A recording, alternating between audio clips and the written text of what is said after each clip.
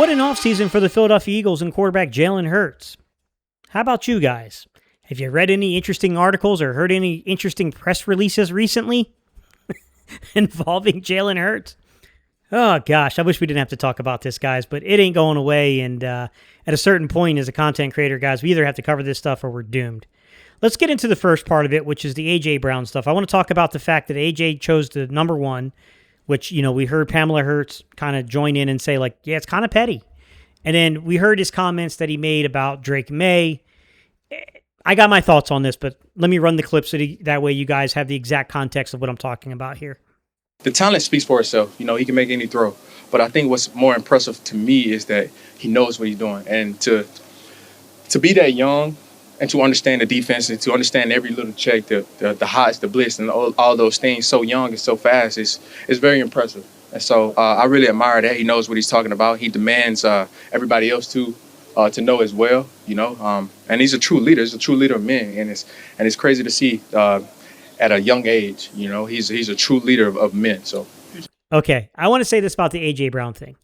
I think the comments are being taken out of context here in regards to what he said about, you know, his quarterback, Drake May. And I do think there's some slight digs in there towards Jalen Hurts. I can see how that would be interpreted that way. But in the same breath, like, come on, guys, what is he supposed to say? No, this dude's trash.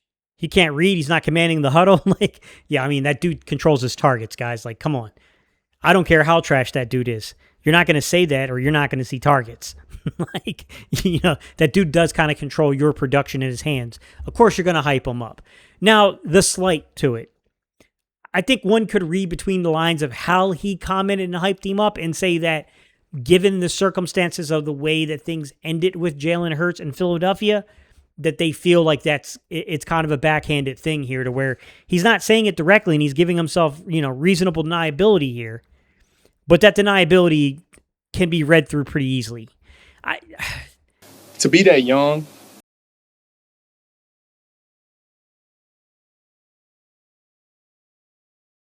and to understand the defense and to understand every little check, the hots, the blitz, and all those things so young and so fast is very impressive. And so I really admire that. He knows what he's talking about. He demands everybody else to know as well, you know. And he's a true leader. He's a true leader of men. And it's it is what it is, man. I'm just so ready to move on from that topic of conversation. Like, AJ is welcome to feel how he wants to feel about things.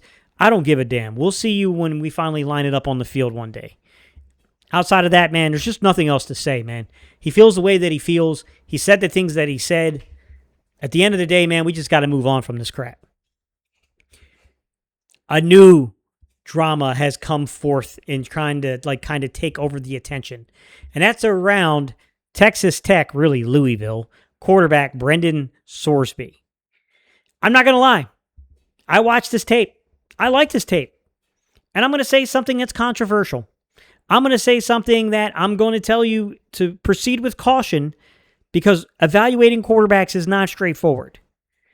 You ask me who the guy reminds me of? He plays the game kind of like he plays baseball a little bit. He reminds me a little bit of Patrick Mahomes. Now, this is going to be the precautionary statement I'm going to say. There's a fine line when evaluating quarterbacks, guys. A fine line between Patrick Mahomes and Desmond Ridder. Okay? When you look at this guy, Sorsby, Brendan Sorsby, you look at Desmond Ridder, you look at Patrick Mahomes, they all possess very similar qualities. They do. But Pat Mahomes is still Pat Mahomes, and nobody's been that yet. So there's a fine line between that, right? Desmond Ridder still got a lot of talent.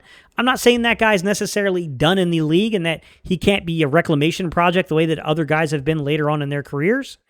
But I am saying he's not Pat Mahomes, man. Like, there's a fine line. They can have very similar attributes, very similar ways of playing football. You see the release angles. You see the touch on the ball. You see the flicking of the wrist in a way that he throws the ball. Like, it does remind me, it's a little Pat Mahomes. It's a little Desmond Ridder. But in the same breath, and I said Louisville, it was Cincinnati, my bad, guys. The other school just across the Ohio River. Listen, the bottom line is this. No matter how people want to look at this, I think that you're playing with fire when you're looking at a guy who has the complex history that this young man does. And I do think that the football talent is worth a gamble, no pun intended, but the off-the-field shit is serious. It's not the Isaiah Rodgers situation, guys. Isaiah Rodgers had plausible deniability of understanding the language around the rules for it. His was a little bit more of a complex situation. Brendan Sorsby's is a little more straightforward if there's an issue with addiction here. And he's seeking counseling and he's seeking help.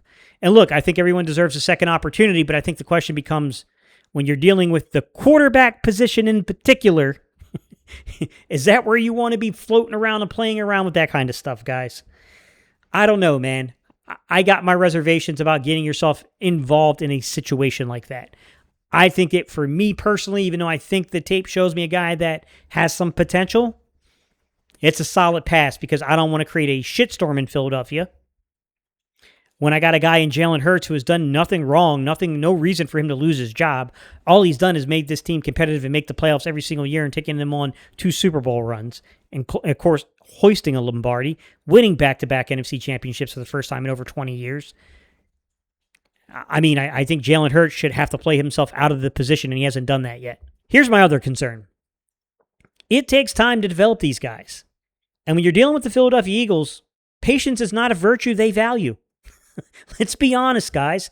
Jalen Hurts got really lucky in the situation he stepped into, right? The fact that the Eagles really and honestly didn't want to be in a situation where this dude, Carson Wentz, got injured again. They had to run out a guy that was 5 years past when he should have been playing football out there at the quarterback position, even though we highly respected him and we thought he was a really good player. Listen, as crazy it is that we started this conversation off talking about A.J. Brown and Drake May, and now we're talking about Josh McCown. And you might say, what the hell's so crazy about that? Well, guys, when Josh McCown was playing for the Eagles, he was leaving the Eagles on Fridays to come down to Charlotte, North Carolina to coach Myers Park, who his quarterback was Drake May. 6 degrees of Kevin Bacon for you. Here's the deal, guys.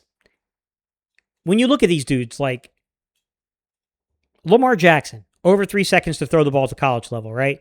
Jaden Daniels, over 2.9 to throw the ball at the college level, okay?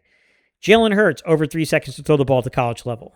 Baker Mayfield, over 3 seconds to throw the ball at the college level. Josh Allen, over 3 seconds to throw the ball at the college level. Caleb Williams, over 3 seconds to throw the ball at the college level. Kyler Murray, same deal, guys, right? Tyler Shaw, a guy that I think keep your eye out this year with the New Orleans Saints, man. Their second-round pick from last year.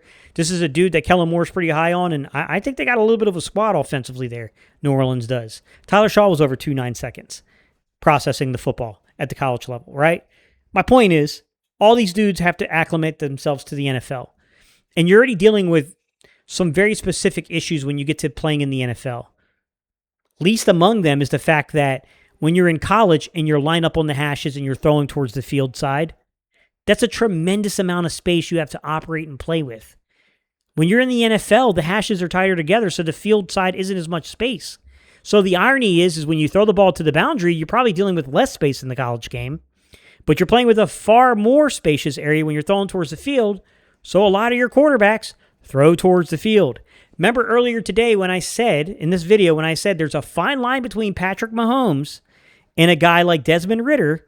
Well, Desmond Ridder threw the ball a lot towards the middle of the field, and if you were to ask me what my thoughts were about, looking at Brendan Sorsby and why I liked his tape, well, one of the things that stood out to me about his tape about not just the arm angles and the release points and all that stuff is he worked tight to formation. He worked tighter parts and windows in the field of play.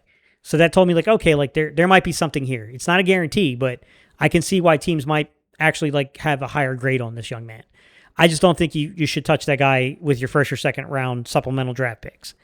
I think this is a dude that if you put out there an early day 3 and you got awarded the player, like a 4th rounder, and you got the player, I think it's a different story, right? Jalen Hurts is not going to be as threatened by a 4th round pick as a 2nd round pick. A 2nd round pick means a future starter. A 4th round pick means you got to earn your way.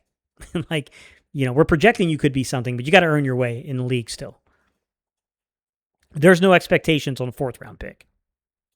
Further issues that I have with a guy like Brendan Sorsby is the fact that in college, they just don't go under center, guys. It's less than 10% utilization under center. It is primarily, like when I was studying the tape of a lot of these guys, it's goal line situations. It's running situations. They don't throw the ball from under center very often. The footwork is very different. And you have to be able to line your footwork up to the receiver's, route stems. And I got to be honest with you, I don't think a lot of these quarterbacks are particularly good at doing that. And patience is not very long in the NFL. it takes time to get these guys up to speed. Just give you an example of dudes who still play a lot of shotgun. These are your shotgun quarterbacks, and they don't particularly like going under center. You recognize a few of these names, guys. Pat Mahomes, Joe Burrow, Jaden Daniels, Jackson Dart, Tyler Shaw. And then I think the line of deviation to where you see a guy who still is primarily a shotgun quarterback, but is starting to play a lot more under center with the new offensive coordinators bringing in. This is where you're getting the changes. It starts with Baker Mayfield. From Baker, you got Bryce Young, who's working with Brad Idzik. You got Jalen Hurts, who started this off with Kellen Moore, continued with Kevin Patullo, and is now with Sean Mannion kind of expanding that under center work as well. Kyler Murray, when he was with Arizona and he was with Drew Petzig. Drew Petzig has now moved over to Detroit and is about to run that system for Detroit. But, now you got Kyler Murray, who's with Kevin O'Connell with the Minnesota Vikings. So an expansion is going to probably keep occurring with him being under center. Even getting into the modern game, in the modern NFL, and the modern quarterbacks, a lot of these dudes who were once very much, shotgun formation players, who are now starting to go under center, even if they're still, very much predominantly, 70-some, 80-some percent, from the shotgun. You're starting to see things creep up into 20, 30% utilization for some of these quarterbacks in under center snaps. And that's guys like Justin Herbert, Caleb Williams, Josh Allen, Daniel Jones, Jordan Love, Trevor Lawrence, CJ Stroud. Hopefully you guys get my point here, where I'm going with this with Brendan Sorsby. You don't have the patience. You don't think Jalen can do it. So you're going to move on to a guy who has no experience doing it, isn't comfortable doing it himself, and you got to wonder the fit. Or you got to revert the offense back to something that is more shotgun prone, just like they do with Jaden Daniels, just like they do with Jackson Dart, just like they do with Pat Mahomes, Joe Burrow, Tyler Shaw. You get my point, guys. What the hell is all this for then? The fit doesn't make sense to me. And I'll argue that the vast majority of college quarterbacks, the fit won't make any sense, especially if you're in a pressure situation, because you just don't know, man. These guys are just not taking these type of snaps. You just don't know what it's going to look like and how comfortable and how well they're going to take to the system. And, if you don't move on to Jalen Hurts and you're having a competition, Brendan Sorsby could be the next Pat Mahomes. He ain't beating Jalen Hurts out in 2027 if he's got to go under center and he's got to learn all this new shit. That's not going to happen. Jalen's going to be way more proficient at doing that. A guy who's been in the league and has played in very big games. It's going to be hard to uproot that. To me, the grass ain't always greener on the other side, and I think the front office needs to be reminded of that shit sometimes. And I don't even know if I should put this on the front office because I have not heard a damn thing come out of the front office about this. This has all been supposed by other general managers referencing the Eagles, and I am half suspicious that this shit could just be the agents making this shit up to bring up interest in their client to hopefully get this guy to get a claim in the first or second round of the draft so that way his dude gets paid. I don't know that there's genuine interest from the Eagles, man. That's the tough part about this shit, man, is I don't like making videos about things like this because I just don't know. Like, I almost feel like you kind of have to wait and see how it turns out. We'll wait and see how the supplemental draft goes. And, would I be shocked if the Eagles put a day 3 pick in there? No, because the way they're treating the quarterback position this offseason, they're very clearly not comfortable with what's behind Jalen Hurts. They went out there and got Andy Dalton. It seems like they tried to debut. They tried to give, Tanner McKee an opportunity to earn a starting position somewhere else, and he just didn't seize the moment, and the value is just not very high. It's more of a competition-based thing where he can come in and compete with other people, but people don't want to give up a second or a third-round pick for that. Then they went out and they already drafted a young man in Cole Payton who, we're hearing the reports that he struggled. No shit, man. He's got a year of actual quarterback experience, and he's being thrusted into a role that, to be fair, North Dakota State does go under center more. Like, he's one of the few quarterbacks who probably doesn't have as great a jump, but they still throw the ball primarily out of shotgun. So he still has to learn the footworks and, how to do all this stuff. So, I mean, yeah, so I can understand the day 3 pick being leveraged there. I just don't think anything in day 1 or day 2 should be leveraged. I think that's a huge mistake. I don't know, man. It's not my decision to make. I'm not out here to make predictions. I'm just telling you my thoughts on it. My thoughts may not align with your thoughts, guys. It's all good, bro. We're allowed to disagree. Disagreements, it's what makes sports fun. But I think this would be a mistake for the Eagles to do this. I would highly advise them against it. I don't think there's anything wrong, and I don't think that Jalen Hurts is Carson Wentz. I don't think he would run away from competition. But I do think if you bring another guy in here that he clearly beats the hell out in camp and you spend a second-round pick on that guy, whether that was in the supplemental draft or the actual draft, I don't think it changes the fact that when you go back to the negotiating tables, Jalen Hurts may not be as damn friendly about the structure of the contract this time around. That's what I'm saying. Don't shit where you eat. The grass ain't always greener on the other side. You better be certain of what you're doing, because you can make a major mistake playing games. All right, y'all, let me know your thoughts down in the comment section. I'm going to throw you up some videos, guys. I'll throw you up one here that YouTube thinks that you guys would like. And on this side over here, guys, I'll give you a video over here that I think you would like. Hey, man, I just want to take a moment out of my time to really thank you guys. I've done this on the last few videos, and I want to continue doing it for a little while, guys, just to say thank you so much for you guys that are hitting that hype button. I didn't even know what the hell the hype button was until y'all told me. So I appreciate y'all. Number two, for all you guys that are liking, commenting, and all the new subscribers who are joining the Cerebral Football community. Hey, guys, welcome aboard. We love having you here. Don't be afraid to drop comments, guys. It's okay if you disagree, as long as you're not being goofy about shit. You can disagree, guys. Just don't be goofy about it. All right, y'all. We appreciate y'all's time and attention. We'll see you guys on the next video.